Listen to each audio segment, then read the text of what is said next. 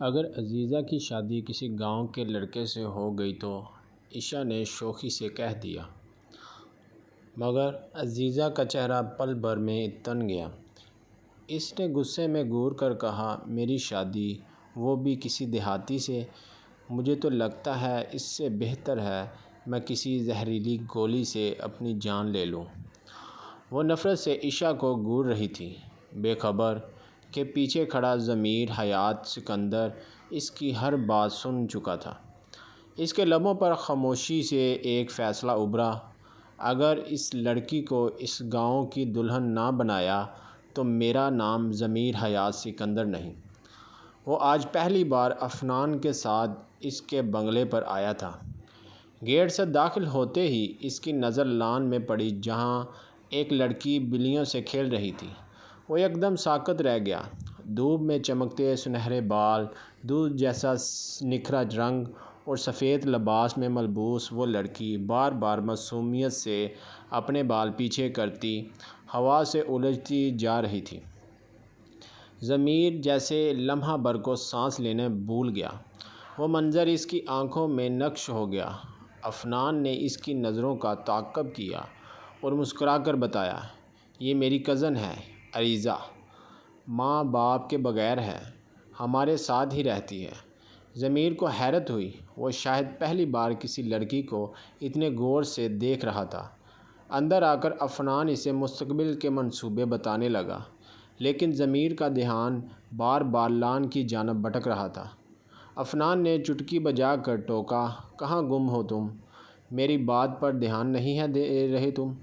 ضمیر جیسے چونک گیا، پھر جلدی سے بولا، ہاں سن رہا ہوں یار، اصل میں میرا ارادہ ہے کہ اب تعلیم مکمل ہو گئی ہے تو واپس گاؤں جا کر بابا سائیں کا ہاتھ بٹاؤں۔ حسن بھائی کا باہر کے ہو کر رہ گئے ہیں، اب زمینوں کی ذمہ داری مجھ پر ہے۔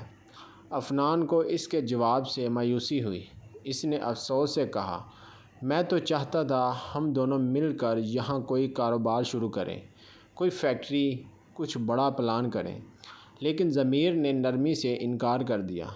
میں وہ شخص نہیں جو شہر میں بس جائے، میری روح گاؤں کی مٹی سے بندھی ہوئی ہے، وہی میری اصل ہے۔ افنان اس کے خلوص پر مسکرا دیا اور کہنے لگا، اگر کبھی ارادہ بدلے تو ضرور بتانا۔ ضمیر نے جاتے ہوئے اس سے ہاتھ ملایا۔ اسے معلوم تھا کہ وہ شہر چھوڑ کر شاید کبھی واپس نہ آئے، لیکن اس کے دل میں ایک کسک رہ گئی تھی۔ اس نے دوبارہ پلٹ کر اس لڑکی کو تلاش کیا جو بلیوں میں گم تھی، لیکن اب وہ نظر نہیں آ رہی تھی۔ وہ مایوس ہو کر بنگلے سے باہر نکلا ہی تھا کہ ایک کونے سے سسکیوں کی آواز سنائی دی۔ وہ چونک کر ادھر گیا تو دیکھا وہی لڑکی سفید بلی کو گود میں لیے رو رہی تھی۔ افنان کی والدہ ساتھ کھڑی تھی۔ افنان نے جھنجھلا کر کہا، اس کی یہی عادت ہے، ذرا ذرا سی بات پر رونے لگتی ہے۔ بلی بیمار ہے، اس میں ہمارا کیا قصور؟ ضمیر کے لبوں پر بے اختیار مسکراہٹ آ گئی۔ اس نے پہلی بار کسی کے آنسو اتنے سچے دیکھے تھے۔ وہ خاموشی سے اسے دیکھتا رہا۔ جاتے جاتے اس نے دل میں ایک فیصلہ کر لیا تھا۔ اس لڑکی کا نام، اس کی آنکھیں، اس کا معصوم چہرہ، سب کچھ وہ ہمیشہ کے لیے اپنے دل پر کندہ کر چکا تھا۔ عریضہ نام بھی ویسا ہی پیارا جیسے وہ خود۔ ضمیر کا تعلق ایک ایسے پسماندہ گاؤں سے تھا جہاں زندگی کی زیادہ سہولیات بھی محدود تھیں، مگر اس کی جڑیں ایک با اثر جاگیردار خاندان سے جا ملتی تھیں۔ اس کے والد دلاور چودھری نہ صرف علاقے کے معروف ذمہ دار تھے بلکہ ان کا خاندان نسلوں سے اقتدار اور زمین کا وارث رہا تھا۔ ان کے 4 بچے تھے، سب سے بڑا بیٹا اسفندیار، پھر ضمیر اور 2 چھوٹی بیٹیاں دانیہ اور اریحہ تھیں۔ اسفندیار نے دیہی زندگی سے بیزاری کا اظہار کرتے ہوئے اعلیٰ تعلیم کے لیے امریکہ کا رخ کیا اور وہیں ایک غیر ملکی لڑکی سے شادی کر کے ہمیشہ کے لیے گاؤں سے رشتہ توڑ بیٹھا۔ دلاور چودھری کے لیے یہ صدمہ ناقابل برداشت تھا، مگر ان کی امیدیں اب ضمیر سے وابستہ تھیں۔ جو کئی برسوں سے شہر میں تعلیم حاصل کر رہا تھا، لیکن شہروں کے رنگین ماحول کے باوجود وہ آج بھی اپنے گاؤں کی مٹی، وہاں کے لوگوں اور ان کے دکھ درد سے جڑا ہوا تھا۔ وہ جانتا تھا کہ گاؤں کو اس کی ضرورت ہے اور اسی لیے تعلیم مکمل کرتے ہی وہ واپس لوٹ آیا۔ گاؤں والوں نے اس کا والہانہ استقبال کیا۔ دلاور چودھری نے اسے سینے سے لگایا اور فخر سے کہا، میرے بیٹے نے میرا سر اونچا کر دیا ہے۔ ضمیر نے اگلے ہی دن سے زمینوں کے معاملات کو سنبھال لیا۔ اس نے محسوس کیا کہ فصلوں کی دیکھ بھال میں غفلت برتی جا رہی ہے اور منشی اپنی چالاکی سے فائدہ اٹھا رہے ہیں۔ اس نے ایک ایک چیز کا جائزہ لیا اور مختصر وقت میں سارا نظام اپنے ہاتھ میں لے لیا۔ دلاور چودھری نے سکھ کا سانس لیا۔ اب وہ زندگی کی تھکن اتارنا چاہتے تھے اور ضمیر کو ذمہ داری سونپ کر حویلی میں سکون سے بیٹھنے لگے۔ ضمیر کی دونوں بہنیں شہر میں تعلیم حاصل کر رہی تھیں۔ دانیہ کی منگنی ہو چکی تھی اور اب اس کی رخصتی کا وقت قریب تھا۔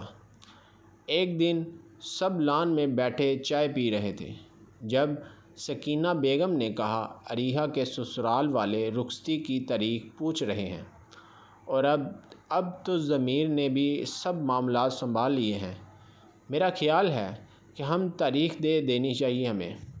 اریحہ شرما کر اٹھ گئی، مگر دانیہ بہت خوش تھی۔ اسے برسوں سے بہن کی شادی کا انتظار تھا۔ اسفند یار نے اپنی پسند کی شادی کی تھی، کسی کو بتائے بغیر، اس لیے گھر میں پہلی باقاعدہ شادی اریحہ کی ہونے جا رہی تھی۔ ضمیر نے بھی اتفاق کیا، یہ بہت اہم ذمہ داری ہے۔ میں چاہتا ہوں فصل کٹائی سے پہلے شادی ہو جائے تاکہ میں آرام سے یہ فریضہ ادا کر سکوں۔ دلاور چودھری نے فخر سے اپنے بیٹے کو دیکھا، دل ہی دل میں شکر ادا کرتے کہ رب نے انہیں ایسا بیٹا دیا ہے جو وفادار بھی تھا اور باشعور بھی۔ فریحہ کی شادی کی تاریخ طے ہو چکی تھی۔ دعوت نامے قریبی رشتہ داروں میں تقسیم کیے جا چکے تھے، لیکن آج ضمیر کے دل کی دھڑکن کچھ خاص تیز تھی۔ وہ عفنان کے گھر دعوت دینے جا رہا تھا، مگر بات صرف اتنی ہی نہ تھی۔ وہ پھر سے اسی شہر کا رخ کر رہا تھا جہاں اس کی خاموش محبت سانسیں لے رہی تھی۔ عفنان کے گھر پہنچنے پر اسے معلوم ہوا کہ وہ گھر پر موجود نہیں۔ زنیرہ بیگم نے اسے ڈرائنگ روم میں بٹھا دیا۔ انتظار کے دوران وہ موبائل میں مصروف تھا۔ جب وہ ساتھ ہی لگے واش روم سے پانی کے گرنے کی آواز سنائی دی، وہ چونکا مگر نظر انداز کر دیا۔ چند لمحے ہی گزرے تھے کہ دروازہ کھلا اور عریضہ باہر آئی۔ اس کے بال بھیگے ہوئے تھے، لباس تن پر چپکا ہوا تھا اور چہرے پر ایک حیرت زدہ تاثر۔ ضمیر فوراً نظریں جھکا گیا، جبکہ عریضہ کی چیخ پورے کمرے میں گونجی۔ ضمیر اس رد عمل پر حیرت میں پڑ گیا۔ آخر وہ کیسے جان سکتا تھا کہ عریضہ اندر ہے؟ زنیرہ بیگم فوراً کمرے میں آئیں اور بیٹی کو ڈانٹتے ہوئے پیچھے چلی گئیں۔ عریضہ شرمندگی سے کمرے سے نکل گئی، لیکن ضمیر کے لبوں پر ایک نرم مسکراہٹ ابھری۔ جسے دیکھنے وہ آیا تھا، اس کی ایک جھلک دیکھ چکا تھا۔ کچھ دیر بعد عفنان بھی آ گیا۔ ضمیر نے اسے فریحہ کی شادی کا کارڈ دیا، چائے پی اور مطمئن دل لیے واپس گاؤں لوٹ گیا، جہاں شادی کی تیاریاں عروج پر تھیں۔ لیکن شادی میں صرف چند دن باقی رہ گئے تھے اور عفنان یا اس کے گھر والوں کی کوئی خبر نہ تھی۔ ضمیر نے 2-3 بار فون پر رابطہ کیا تو عفنان نے یقین دلایا کہ وہ ضرور آئے گا۔ آج ماہیہ تھا، کل مہندی، اور ضمیر خاصا مصروف تھا۔ اسے شہر سے آنے والے مہمانوں کے لیے بھی خاص انتظام کرنا تھا۔ اسی دوران عفنان کا فون آیا کہ وہ لوگ حویلی پہنچ چکے ہیں۔ ضمیر فوراً استقبال کے لیے پہنچا۔ اسے دیکھتے ہی کہنے لگا، یار تم اتنے لیٹ کیوں آئے ہو؟ تمہیں پتہ ہے نا مجھے تمہاری کتنی ضرورت تھی۔ اس کی نظریں کسی کو بے چینی سے تلاش کر رہی تھی، مگر وہ دکھائی نہ دی۔ ضمیر نے آخر کار پوچھ ہی لیا، اور باقی سب نہیں آئے؟ افنان نے مسکرا کر جواب دیا، نہیں نہیں، امی اور عریضہ بھی ساتھ آئی ہیں۔ ضمیر کے چہرے پر جیسے خوشی کی روشنی پھیل گئی ہو۔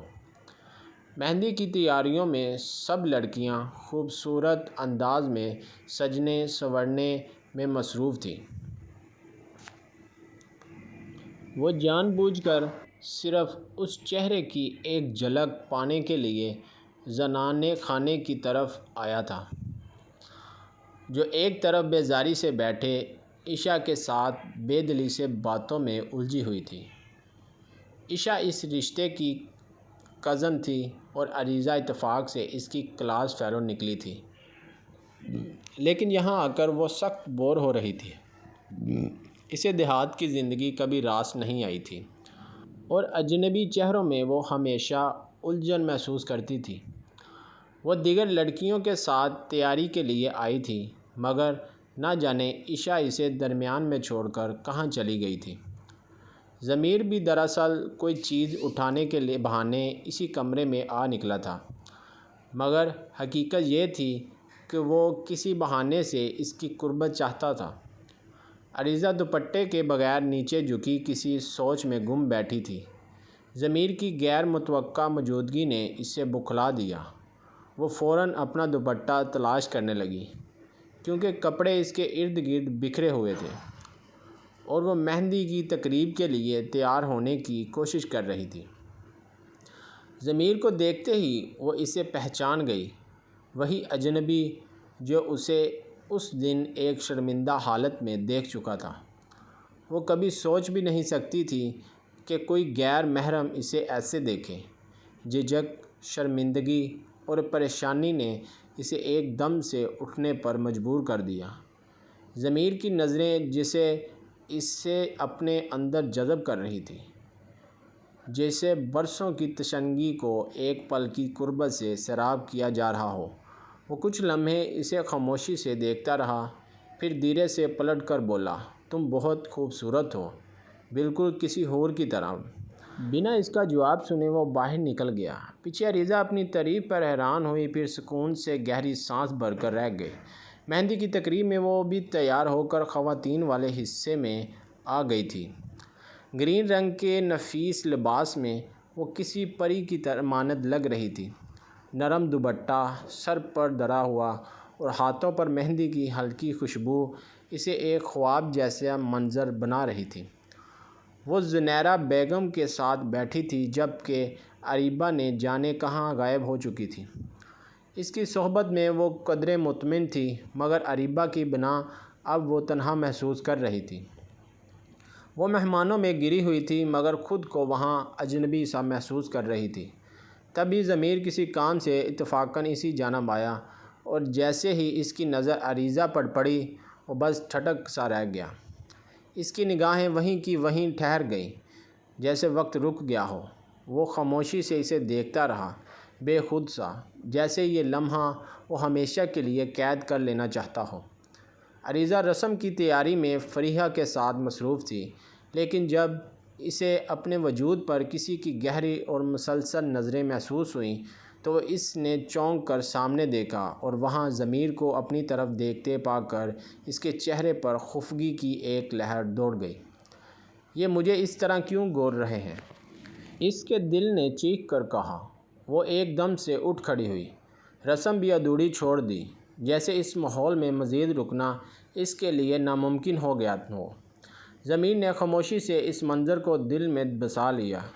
دل ہی دل میں وہ خوش تھا کہ عریضہ یہاں آئی اور اس نے اسے دیکھ لیا۔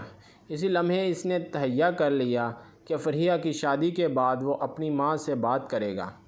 وہ عریضہ کو اپنی زندگی میں شامل کرنا چاہتا ہے۔ شادی کی تقریب کے ہر لمحے میں جب بھی وہ اندر آتا، اس کی نظریں بے اختیار عریضہ کو ڈھونڈنے لگتیں۔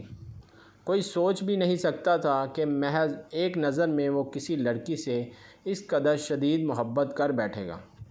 یونیورسٹی میں سینکڑوں حسین چہروں کے درمیان کسی نے اسے کبھی نہ روکا، نہ دل کو چھوا، لیکن یہ کم عمر شرمیلی معصوم سی لڑکی اس کے دل پر راج کر گئی تھی۔ عریضہ جو شاید ابھی کالج ہی گئی تھی، جس کی عمر بمشکل 18 یا 19 برس رہی ہوگی۔ اس کی سادگی، نرمی اور جھجک ضمیر کے دل میں گر کر گئی تھی۔ بارات والے دن وہ بہت سادہ اور نفیس لباس میں تھی۔ ہلکے رنگ کا سوٹ اور بغیر کسی آرائش کے وہ بے حد حسین لگ رہی تھی۔ ادھر ضمیر نے بھی فیروزہ رنگ کا کاٹن کا لباس پہنا ہوا تھا۔ سادگی میں وہ کسی شہزادے جیسا دکھ رہا تھا۔ عریضہ ایک کونے میں کھڑی بیزاری سی لگ رہی تھی۔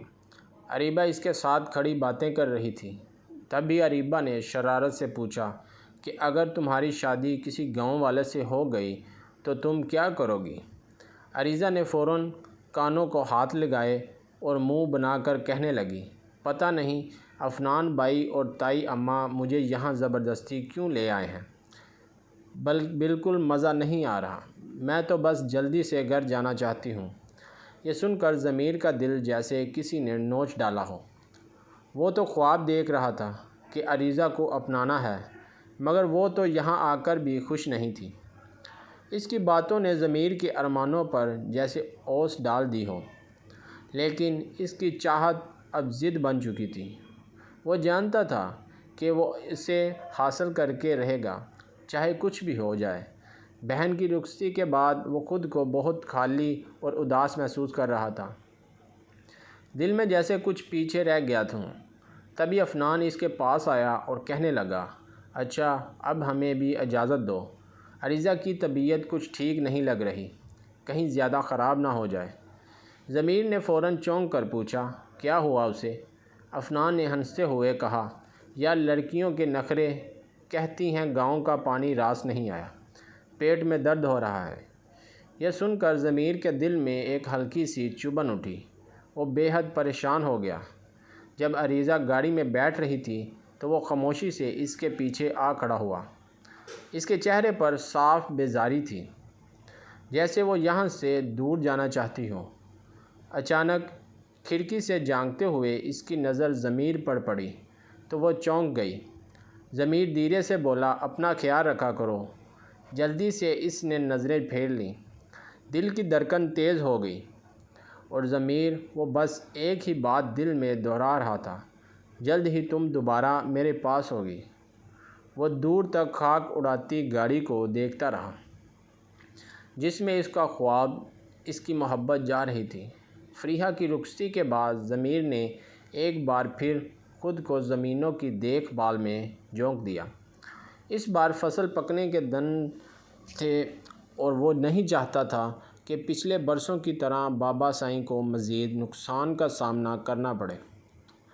پچھلے کئی سالوں سے مسلسل نقصان اٹھانے کے بعد اب کی بار اسے پورے امید تھی کہ محنت رنگ لائے گی اور بابا سائیں کے چہرے پر اطمینان دکھائی دے گا۔ اس دن فریحہ اپنے سسرال سے واپس آئی ہوئی تھی۔ پورا گھر رونق سے بھرا ہوا تھا۔ تبھی سکینہ بیگم نے بیٹھے بیٹھے ضمیر کی شادی کی بات چھیڑ دی۔ میں تو اپنی بانجی کو لاؤں گی، ستارہ کی بیٹی، وہ مجھے بہت پسند ہے۔ ان کی بات سنتے ہی ضمیر کا چہرہ ساکت ہو گیا اور بغیر کسی ہچکچاہٹ کے وہ کہہ اٹھا، نہیں امی، میں کسی کو پسند کرتا ہوں۔ پورے کمرے میں جیسے خاموشی چھا گئی۔ عریحہ حیرت سے بولی، واہ بھائی، ہمیں بھی تو بتائیں، آخر وہ کون خوش نصیب ہے؟ فریحہ کا بھی منہ کھلا رہ گیا۔ وہ جس بھائی کو ہمیشہ شادی کے نام پر چڑھاتے دیکھا کرتی تھی، وہ آج خود کسی کو چاہنے کا اعتراض کر رہا تھا۔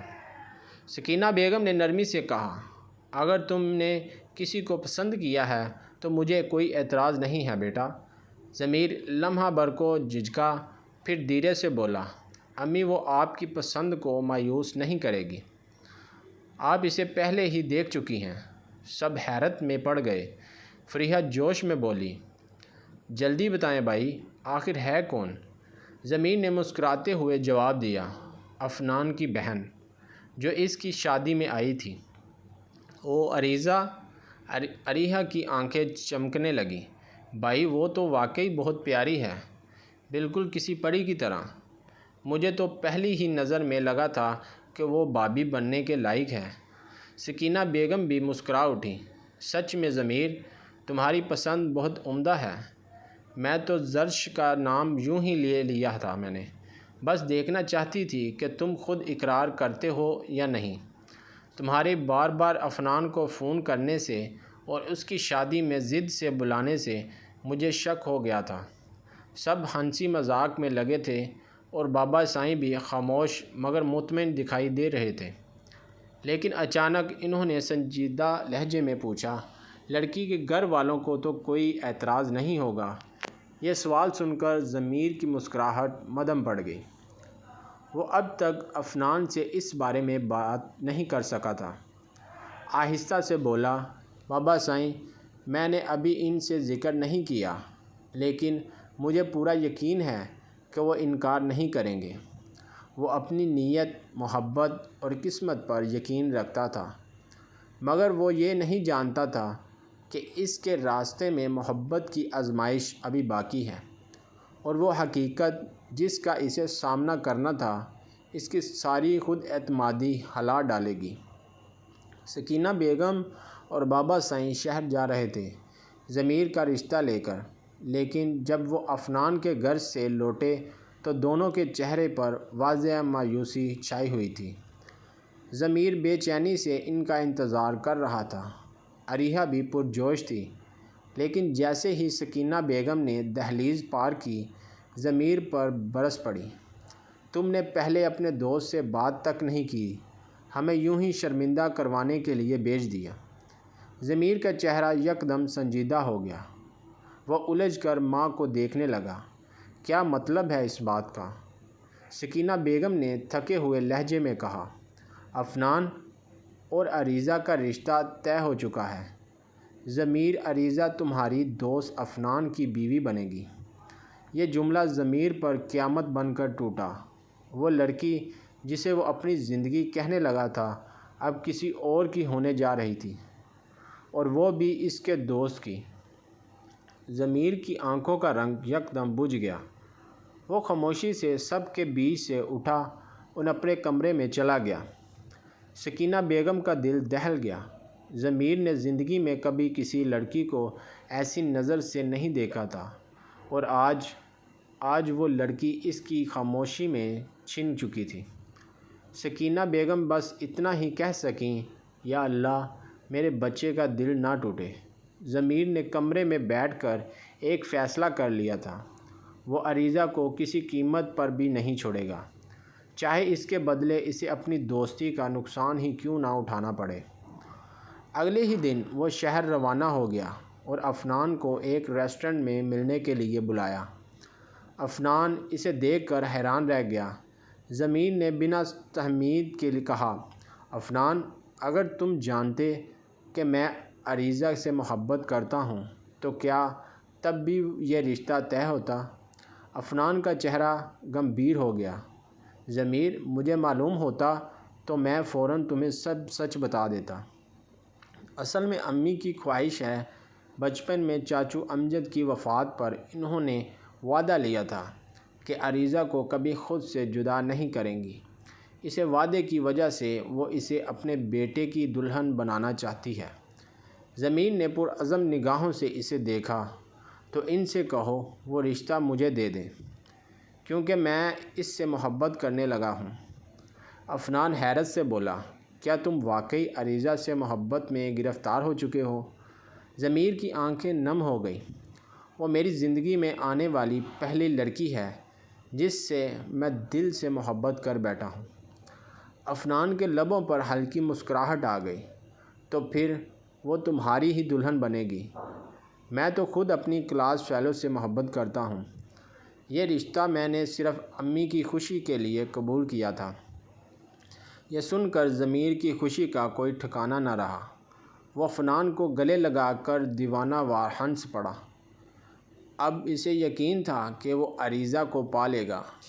گاؤں واپس پہنچتے ہی اس نے سکینہ بیگم اور بابا سائیں سے ضد کی، ایک بار اور اس کا رشتہ مانگنے جائیں، صرف میرے لیے۔ سکینہ بیگم نے اسے حیرت سے دیکھا۔ وہ لوگ ایک بار انکار کر چکے ہیں، میں بار بار جا کے اپنی عزت کا تماشا نہیں بنوا سکتی۔ ضمیر نے ان کے ہاتھ تھام لیے۔ اماں، بیٹے کی محبت کی خاطر بس ایک بار اور۔ وہ نرم پڑ گئی۔ اس بار جب وہ واپس آئیں تو ان کے چہرے پر ہلکی سی مسکراہٹ تھی۔ زنیرہ بیگم نے ہاں کر دی ہے۔ ضمیر کو لگا جیسے دنیا رک گئی ہو۔ وہ عریضہ اب اس کی ہونے والی تھی۔ وہ لڑکی جسے وہ خوابوں میں سوچتا رہا اب حقیقت میں اس کے ساتھ ہوگی۔ اتنی بے قراری اتنی شدت سے کبھی اپنی زندگی میں محسوس نہیں ہوئی تھی۔ اب وہ اس کی دلہن بننے والی تھی، اور ضمیر کے دل میں ایک ہی خیال تھا، یہ محبت میں نے مانگی نہیں، اللہ نے بخش دی ہے۔ زنیرہ بیگم نے جیسے ہی عریضہ کو سامنے بٹھایا، چہرے پر نرم سی مسکراہٹ سجا کر بولی، عریضہ بیٹا، تمہارے لیے ایک بہت اچھا رشتہ آیا ہے۔ ہم نے ہاں کر دی ہے۔